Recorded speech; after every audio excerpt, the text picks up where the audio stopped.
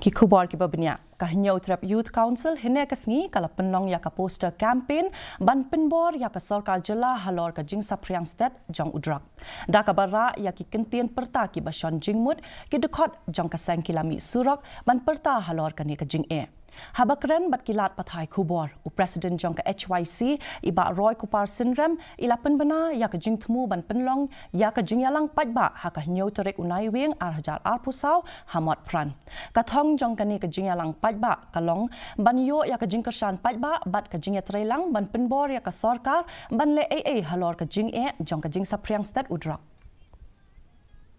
As part of the deed mission, we have come all over the city of Shillong in Motpran as well as in Kandailat or in Police Bazaar to do this poster campaign in order to make people understand, to make people know these are our points of demand, and also to make the government know that HYC will not stop till the government implement or accept the demands made by HYC. So that is the point of the poster campaign today.